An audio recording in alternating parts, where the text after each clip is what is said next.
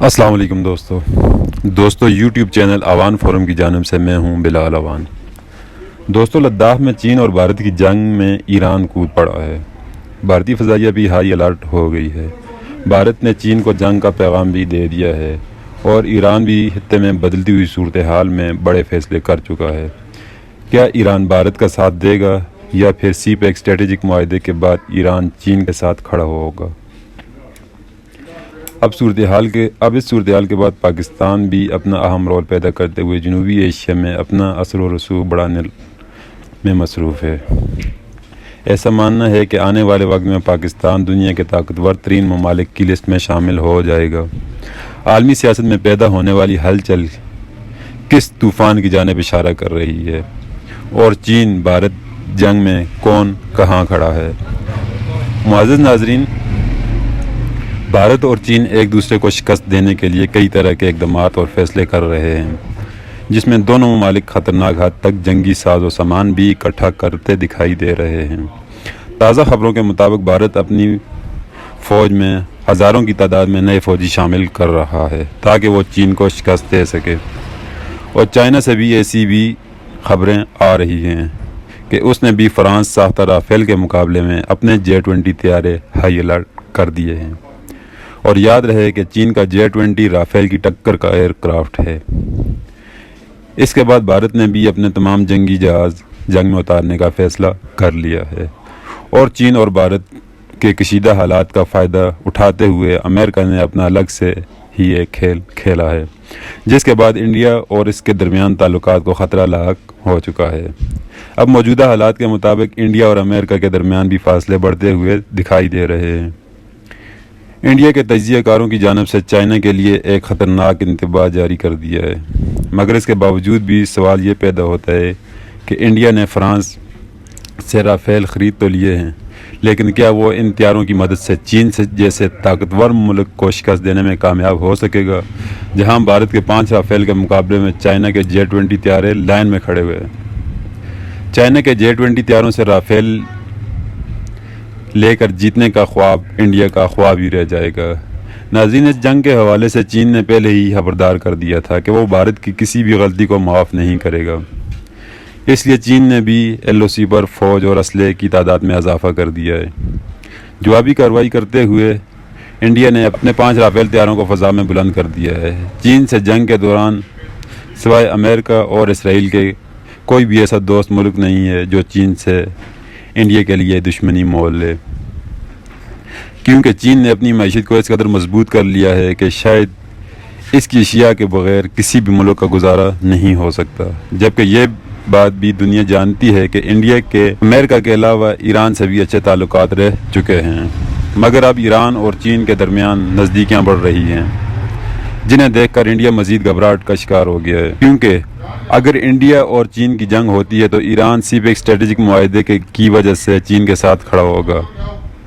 نہ کہ انڈیا کے ساتھ، اور یہی بات مودی سرکار کو پریشان کرتی ہے، یہاں تک کہ انڈیا کے اپنے تجزیہ کاروں نے بھی سرکار کو آئینہ دکھایا ہوا ہے کہ انڈین آرمی چین کا مقابلہ کرنے کی طاقت نہیں رکھتی، مگر اس کے باوجود بھی انڈیا اپنی ہٹ دھرمی سے باز نہیں آ رہا، جس کی وجہ سے دن بدن دونوں ممالک میں مذاکرات تیزی پکڑتے جا رہے ہیں، جبکہ دونوں ممالک نے اپنی سرحدوں پر ضروری سامان اور بھاری اسلحہ پہنچا دیا ہے۔ تازہ ترین خبروں کے مطابق دونوں ملکوں نے سرحدوں پر ایک دوسرے پر گولہ باری سے ایک دوسرے پر حملہ بھی کیا ہے، جس کی وجہ سے دونوں ممالک کے درمیان ہوئے 40 سالہ جنگ بندی معاہدے کو معزز ناظرین، لداخ میں گزشتہ ہفتے ہونے والی جھڑپوں میں انڈیا کی جانب سے پہل کی گئی اور چینی فوج کو نشانہ بناتے ہوئے کشیدگی میں اضافہ کر دیا گیا۔ انڈین آرمی نے چینی فوج پر حملہ کیا تو چین نے بھی جوابی کارروائی کرتے ہوئے بھارتی فوج کی تاریخی ٹھکائی کی۔ چین سے پٹائی کروانے کے بعد انڈیا نے اپنے 5 رافیل طیاروں کو سرحد پر لا کر تعینات کرنے کا حکم جاری کر دیا ہے۔ ابھی حال ہی میں انڈیا نے جو رافیل طیارے خریدے ہیں انہیں اس نے اپنی فضائیہ میں شامل کرنے کا اعلان بھی کر دیا ہے، جس کے لیے انہوں نے امبالہ ایئر بیس پر ایک شاندار تقریب کا اہتمام بھی کیا، جس میں ان طیاروں کو گولڈن ایرو نامی اسکواڈن میں شامل کر لیا گیا۔ تقریب کے موقع پر انڈیا کے وزیر دفاع راج ناتھ سنگھ نے چین کے لیے طنزیہ الفاظ استعمال کرتے ہوئے کہا کہ سرحدوں پر جس طرح کے حالات بن چکے ہیں یا مزید بنائے جا رہے ہیں، اس میں انڈیا کی فضائیہ میں رافیل طیاروں کی شمولیت انڈیا کی فتح کو ایک الگ درجے پر لے جائے گی۔ اس جیت کی اہمیت کا اندازہ اس بات سے بھی لگایا جا سکتا ہے کہ انڈین ایئر فورس ان طیاروں کی مدد سے چین اور بھارت کے درمیان جاری اس جنگ کی صورتحال کا نقشہ بدل کر رکھ دے گی۔ رافیل طیارے انڈیا کے لیے بہت کارآمد ثابت ہوں گے۔ انڈیا کے وزیر دفاع نے اپنی فضائیہ کی تعریف کرتے ہوئے اس تقریب میں چین سے ہونے والی 1962 کی جنگ کا تذکرہ بھی کیا، جس میں انہوں نے کہا کہ اس جنگ میں انڈیا کے جنگی طیاروں نے چین کے کئی ٹھکانوں کو نشانہ بنا کر انہیں تباہ کر کے فتح حاصل کی۔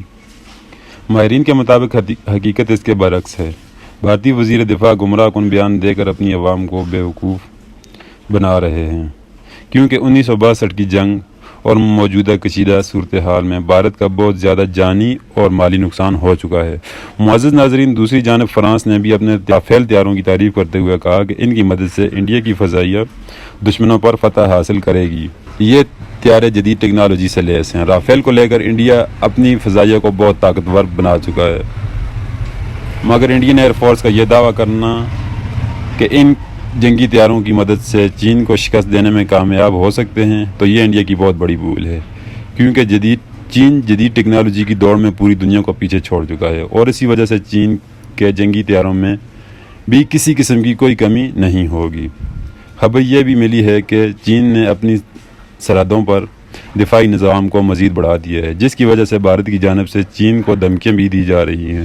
کہ انہیں خطرناک نتائج کا سامنا کرنا پڑ سکتا ہے۔ گزشتہ دنوں میں راج ناتھ سنگھ نے ایک اور بڑک مارتے ہوئے چین کو دھمکی والا بیان دیا